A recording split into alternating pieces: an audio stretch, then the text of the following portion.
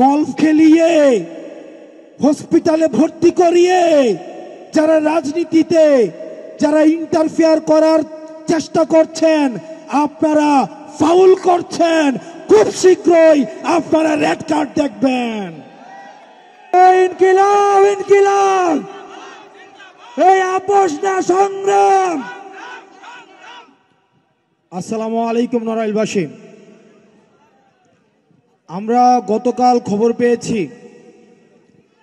আমাদের একটা নির্বাচন যে কমিশন আছে, আমাদের আগেও তো একটা নির্বাচন কমিশন ছিল, হুদা নির্বাচন কমিশন, রকিব নির্বাচন কমিশন।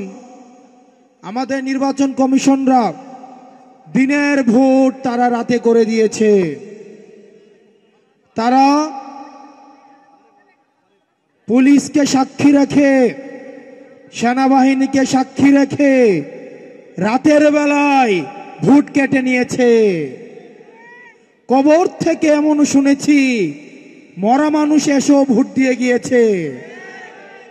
আমরা এমনও শুনেছি দাদা দাদি 20 বছর আগে মারা গিয়েছে, উনিও নাকি ভোটের লাইনে এসে ভোট দিয়ে গিয়েছে।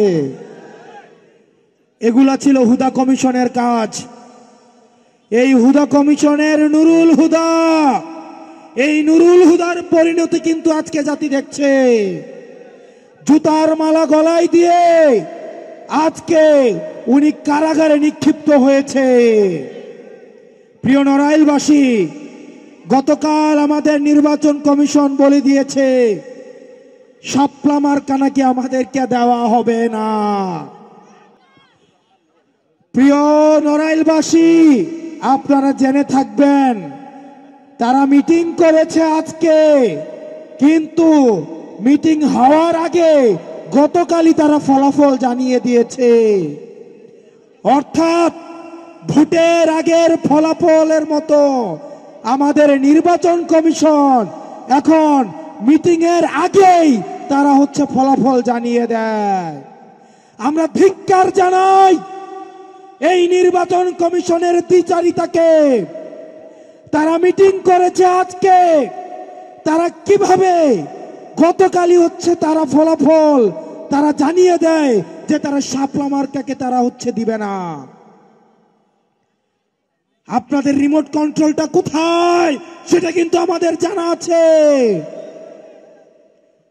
প্রিয় নির্বাচন কমিশন, প্রিয় নির্বাচন কমিশন, আমরা দেখতাম নির্বাচনের আগে জিএম কাদের যায় ভারতে, এরশাদ যেত ক্যান্টনমেন্টে গলফ খেলতে।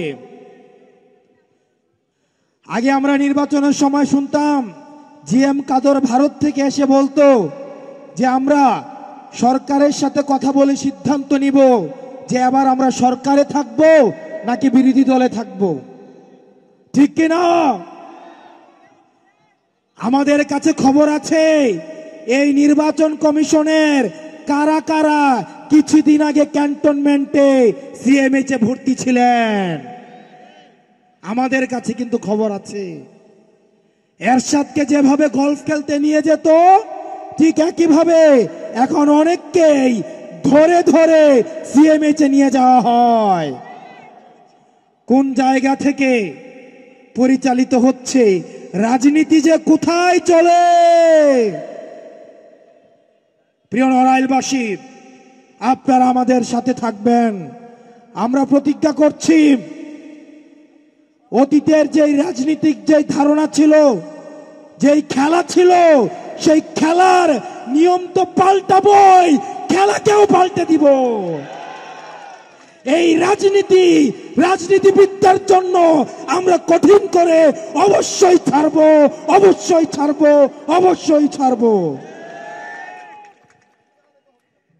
আমরা রাজনীতিবিদদেরকে জনগণের কাছে জবাবদিহি করতে আমরা বাধ্য করব।